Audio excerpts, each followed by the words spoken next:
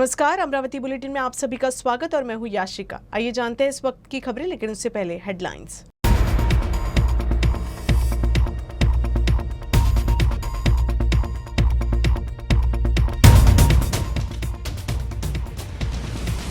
बढ़ती महंगाई के खिलाफ अमरावती में कांग्रेस पार्टी का आंदोलन। केंद्र सरकार के निषेध में कांग्रेस पार्टी के कार्यकर्ताओं ने थाली बजाओ किया प्रदर्शन। उच्चतम स्तर पर पहुंचा कपास। अमरावती जिले में पहली बार 11,000 रुपए का भाव। व्यापारियों ने 11,300 रुपए प्रति क्विंटल के दर से खरीदा कपास। और अमरावती जिले के पोहरा जंगल में आग लगने से जंगल में तेंदुआ और अन्य वन्य प्राणियों को खतरा।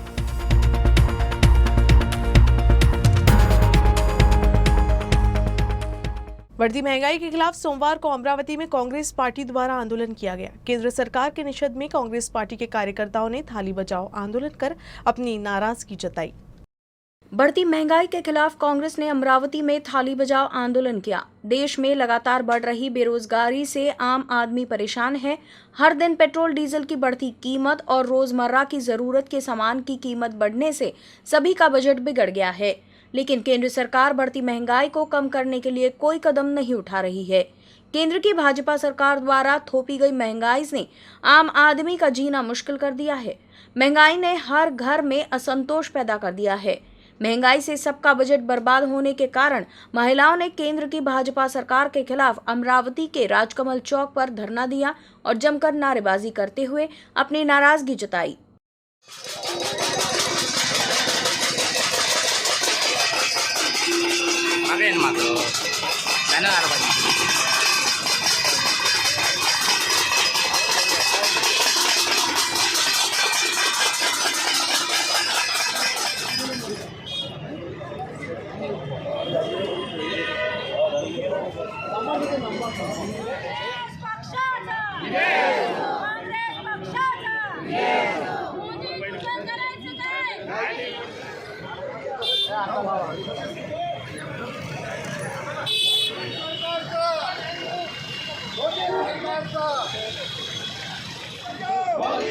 मोदी तेरी तानाशाही नहीं चलेगी, नहीं चलेगी। बीजेपी सरकार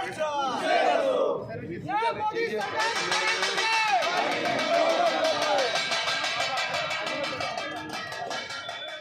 पॅरासिटामॉल सारखे औषधं झाले, तेल झालं, खाद्यान्न झालं किंवा अँटीबायोटिक्स झाले, जे आपल्याला ते आजार पडले की ते औषधं घ्यावे लागतात आणि अशा सर्व गोष्टीची महागाई वाढून गरीब लोकांना भरडण्याचा प्रयत्न आणि भांडवलदाराचे खिसे भरण्याचा प्रयत्न मोदी सरकार करते आहे। म्हणून आम्ही सर्वसाधारण लोकांना जी झळ पोचली आहे गॅस सिलेंडरची आणि गॅस सिलेंडरमुळे आता काय होणार आहे हे परिणाम तुम्हाला भोगावे लागणार आहे। कारण वृक्षतोड होईल, चुली पेटतील, बाया सफर होतील, प्रत्येकाची परिस्थिती बेकार होईल आणि लक्षात घेतलं पाहिजे की पर्यावरणाचा सुद्धा समतोल हा बिघडून जाईल। म्हणून गॅस सिलेंडर स्वस्त करावं, सर्व महागाई कमी करावी अशी आमची यांना विनंती आहे। इस बार बाजार में कपास की मांग बढ़ने से बाजार में अच्छे भाव मिल रही हैं। अमरावती जिले में तो कपास को 11,000 रुपए प्रति क्विंटल से भी अधिक का भाव मिला है। अमरावती जिले में पहली बार व्यापारियों ने कपास 11,300 रुपए प्रति क्विंटल की दर से खरीदी है। कपास को सफेद सोना भी कहा जाता है। अमरावती जिले समेत विदर्भ के कपास को खरीफ मौसम की प्रमुख फसल माना जाता है। इस साल बारिश और कुछ क्षेत्रों में कीड़ों के प्रकोप के कारण किसानों के कपास उत्पादन में गिरावट देखी गई है। इस साल केवल अपने देश में ही नहीं बल्कि दुनिया के कुछ हिस्सों में कपास के उत्पादन में गिरावट आई है। यही वजह है कि इस साल कपास की रिकॉर्ड कीमत मिल रही है। अमरावती में निजी बाजार में कपास को सबसे अधिक 11,300 रुपए प्रति क्विंटल के भाव पर मिल रहा है। खरीफ सीजन में विदर्भ में बहुत से किसान कपास की खेती करते हैं, लेकिन इस बार बेमौसम बारिश से कपास की फसल प्रभावित हुई है। लेकिन जिन किसान की फसल सुरक्षित बच गई, उन्हें अच्छा मुनाफा मिल रहा है। कपास की कीमतों में पिछले 8 दिनों से लगातार तेजी आ रही है। 10 दिन पहले कपास 10,000 रुपए प्रति क्विंटल थी। उस समय प्रतिदिन 2,500 से 2,500 क्विंटल कपास की आवक थी। इस साल ज्यादातर किसानों ने कपास की बिक्री की है, क्योंकि करीब 2 से 2.5 महीने से 10,000 की कीमत जस की तस बनी हुई है। हालांकि पिछले 8-10 दिनों में कपास की कीमत में और इजाफा होने की उम्मीद है। इसीलिए अभी भी कुछ किसान कपास बेचने के लिए इंतजार कर रहे हैं। तापमान बढ़ने के साथ आग लगने की घटना भी बढ़ गई है। अमरावती जिले के पोहरा जंगल में भी आग लगी थी। जंगल में लगने वाली इस आग से वन्य प्राणियों की जान को भी धोखा है। गर्मी शुरू होते ही विदर्भ में पारा तेजी से चढ़ रहा है। विदर्भ में औसत तापमान 41 डिग्री सेल्सियस तक पहुंच गया है। जंगल बढ़ते तापमान से सभी पर असर हो रहा है। आए दिन आगजनी की खबर सामने आ रही है। अमरावती जिले के पोहरा जंगल में भी आग लगी है। जंगल में आग लगने से वन्य प्राणियों का जीवन भी खतरे में है। पोहरा जंगल लगभग 35 से 40 तेंदुए हैं। इसके अलावा हिरन, मोर और अन्य जानवर हैं। जंगल की आग जानवरों की जीव वैविधता के लिए भी खतरा पैदा कर रही है। उन्हाळा लागलेला आहे आणि ऊन खूप प्रचंड तापते आहे, पण अशा या प्रचंड उन्हामध्ये आपल्या अमरावती शहरालगत पोहरा मालखेडचं खूप सुंदर जंगल आहे आणि या जंगलामध्ये जैवविविधता भरपूर आहे। तुम्ही एक बघू शकता की तिथे शासकीय आकड्यानुसार जवळपास 30 ते 35 बिबट आहे, पण आमच्या आकडेवारीनुसार यापेक्षा जास्त म्हणजे 60 ते 65 बिबट या क्षेत्रामध्ये आहेत। 2 वाघसुद्धा या क्षेत्रामध्ये आले होते, त्यानंतर ते परत जातात आणि हा एक कॉरिडॉर मानला जातो बोर व्याघ्र प्रकल्प आणि मेळघाट व्याघ्र प्रकल्पाच्या मध्ये। तर असं असताना आज या जंगलाला उतरती कळा लागलेली आहे। वन विभागाचं थोडंफार दुर्लक्ष म्हणायला पाहिजे आणि गावकरी आणि राजकीय हस्तक्षेप यामुळे काय झालं की या जंगलाची भयंकर नासधूस सुरू आहे।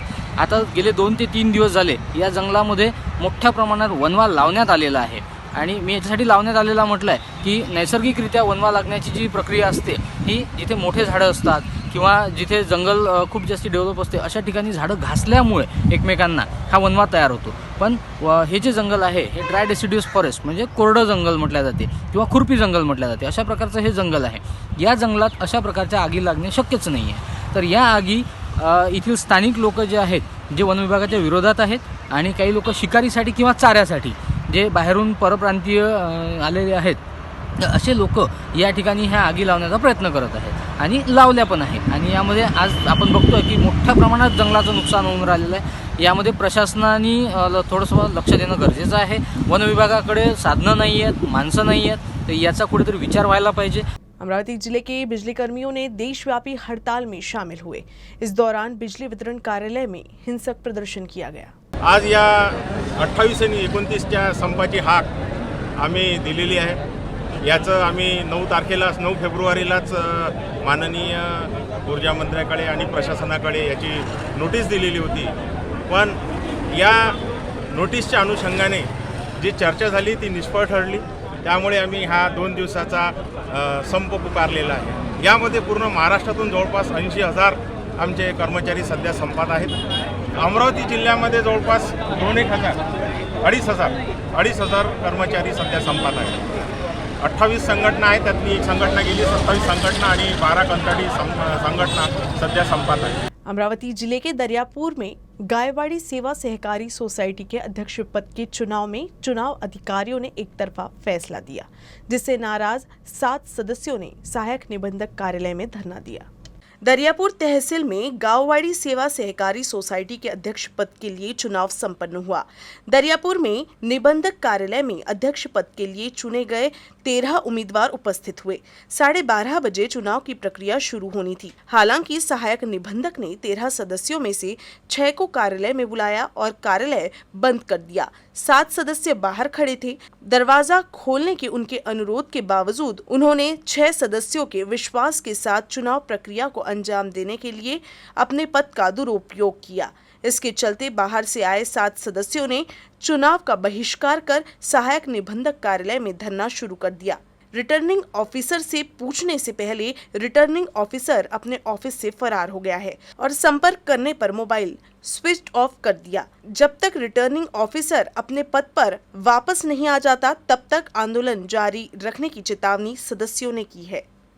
सहकारी सोसायटीचे अध्यक्ष उपाध्यक्षाची निवड होती, 12:30ची वेळ दिलेली होती, पण आमचे मेंबर आले 12:15 वाजता। 12:15 वाजतापासून त्यांनी दरवाजा बंद केला दुसऱ्या पार्टीचे मेंबर आतमध्ये होते. आम्ही दरवाजा वाजवला, 10 मिनिट दरवाजा वाजवला, दरवाजा उघडला आणि 12:30 वाजल्यानंतर यांनी 10:35ला दरवाजा उघडला आणि सांगितलं की आम्ही प्रोसिजर लिहिली, आता तुमचं आम्ही निघालो, निवड झालेली आहे.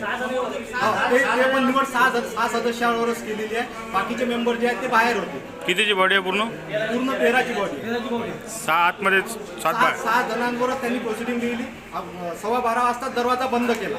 फौरन लौटेंगे एक ब्रेक के बाद। प्रिय ग्राहक, कोरोना के प्रादुर्भाव के चलते आपसे अनुरोध है कि आप अपने केबल का मासिक भुगतान अपने ऑपरेटर को कैशलेस तरीके से, जैसे कि यूसीएन मोबाइल ऐप या फिर नीचे दिए गए ऑनलाइन पेमेंट मेथड्स का इस्तेमाल करके करें, ताकि आपका मनोरंजन बिना किसी रुकावट के लगातार चलता रहे। धन्यवाद।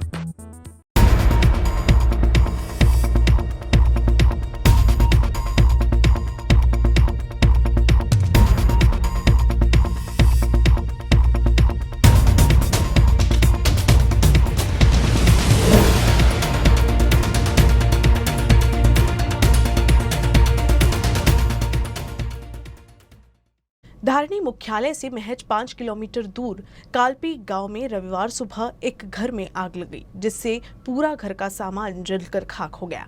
ग्रामीणों की मदद से आग पर काबू पाया गया। रविवार सुबह कालपी निवासी गोरेलाल बाबूलाल धिकार के घर में आग लग गई। ग्रामीणों की मदद से आग पर काबू पाया गया। तब तक धिकार परिवार की आग से सब कुछ जलकर खाक हो चुका था। इस घटना की जानकारी विधायक राजकुमार पटेल को मिलते ही विधायक राजकुमार पटेल कालपी पहुंचे और अग्नि पीड़ित के परिवार की मदद करने का वादा किया। फिलहाल परिवार ने सरकारी प्रशासन से मदद की गुहार लगाई है। इससे पहले मेलघाट में कई प्राकृतिक आपदाएं आ चुकी हैं। वहीं ऐसे मामलों में नागरिकों को सरकार से प्राकृतिक आपदा से हुए नुकसान के लिए मदद की उम्मीद है, जिस पर जिला प्रशासन की ओर से विशेष ध्यान देने की जरूरत है। अमरावती में कोविड के कारण आर्थिक बदहाली का शिकार हुए कलाकारों को राशि प्रदान की जा रही है। कलेक्टर पवनीत कौर की अध्यक्षता में हुई बैठक में 36 आवेदन मंजूर किए गए। अमरावती में प्राप्त आवेदनों के अनुसार पात्र कलाकारों का चयन करने के लिए कलेक्ट्रेट में बैठक की गई। समिति के सदस्य जिला परिषद के मुख्य कार्यकारी अधिकारी अविशांत पांडा उपस्थित थे। कोरोना वायरस के प्रकोप के कारण राज्य में तालाबंदी की गई थी। नतीजा ये हुआ कि करीब 1.5 साल तक कलाकारों को परफॉर्मिंग आर्ट और उससे होने वाली कमाई से वंचित रहना पड़ा। इसीलिए सरकार रुपयों की एकमुश्त सब्सिडी दे रही है। जिले के 14 तहसीलों से 197 आवेदन प्राप्त हुए थे। योजना का लाभ प्राप्त करने के लिए निर्धारित मानदंड है, जैसे महाराष्ट्र में 15 वर्ष का निवास, कला के क्षेत्र में 15 वर्ष का काम करना, आय का प्रमाण, वृद्धावस्था कलाकार योजना का लाभ न देना आदि। प्राप्त आवेदनों में से 36 आवेदकों का चयन किया गया। कोविड काल में कलाकारों को काफी नुकसान हुआ, इसीलिए प्राप्त आवेदनों पर संवेदनशीलता से विचार किया जाना चाहिए। जिला कलेक्टर ने निर्देश दिया कि अधिक से अधिक कलाकारों को योजना का लाभ देने के निर्देश दिए गए हैं। अमरावती शहर में क्षेत्रीय परिवहन विभाग के माध्यम से जिन वाहनों के लाइसेंस एक्सपायर हो चुके हैं, उनके खिलाफ कार्रवाई की जा रही है। भगवे बादल महाराष्ट्र राज्य चालक मालक विद्यार्थी वाहतुक संगठन ने कार्रवाई पर तत्काल रोक लगाने की मांग को लेकर सोमवार को क्षेत्रीय परिवहन कार्यालय में प्रदर्शन किया। कोविड-19 महामारी के चलते पिछले 2 साल से स्कूल बस एक जगह खड़ी है। हालांकि अब स्कूल शुरू हो गई हैं, लेकिन क्षेत्रीय परिवहन विभाग ने जिले की कई स्कूल चालकों के खिलाफ कार्रवाई शुरू की है। इस बीच स्कूल वैन चालकों ने इस कार्रवाई को रोकने की मांग की है। प्रादेशिक परिवहन कार्यालय अमरावती यांना आम्ही असे निवेदन दिले आहे की आज आमच्या गाड्या आजपर्यंत बंद होत्या कोविड महामारीमुळे। आज 15 दिवस झाले आमच्या गाड्या सुरू झाल्या आहे आणि यांचे प्रादेशिक परिवहन कार्यालयाचे अधिकारी आमच्यावर कारवाई करत आहेत। त्यामुळे कोणाला 15,000चा मेमो, कोणाला 20,000चा मेमो, हे मेमो थांबवण्यात यावे आणि पुढील 2 महिन्याची आम्हाला पासिंग करण्यासाठी मुदत देण्यात यावी, जेणेकरून ह्या 15 दिवस ते 1 महिन्यात आमच्याकडे जो धनादेश जमा होईल मुलांच्या माध्यमातून, ह्या धनादेशाचा वापर करून आम्ही पुढील 2 महिन्यात गाड्या पासिंग करू व आमच्यावर गाड्यावर जो कुठल्याही प्रकारचा अत्याचार होत आहे, दंडात्मक कारवाई होत आहे, पूर्णतः थांबवण्यात यावी।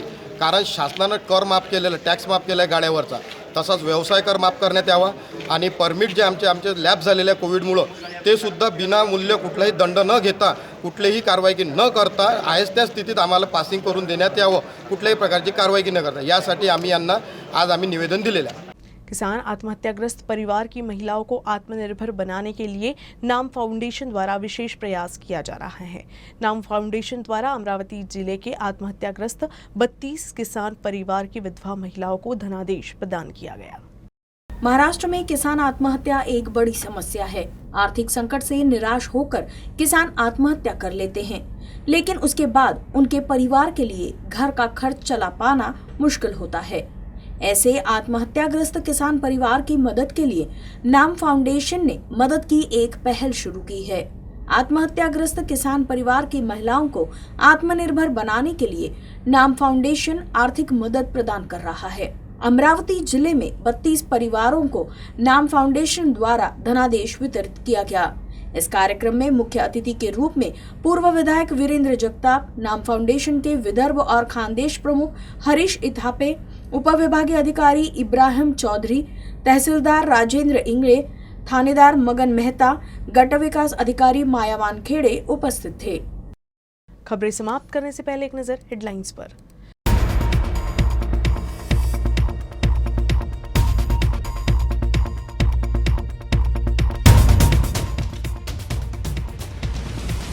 बढ़ती महंगाई के खिलाफ अमरावती में कांग्रेस पार्टी का आंदोलन। केंद्र सरकार के निषेध में कांग्रेस पार्टी के कार्यकर्ताओं ने थाली बजाओ किया प्रदर्शन।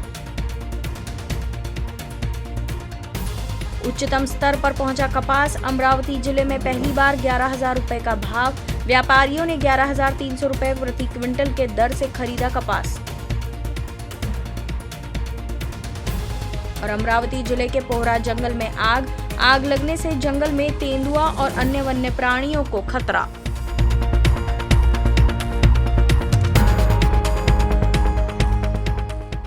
न्यूज रूम से बस इतना ही। खबरों का सिलसिला यूं ही चलता रहेगा। आप देखते रहिएगा UCN न्यूज अमरावती।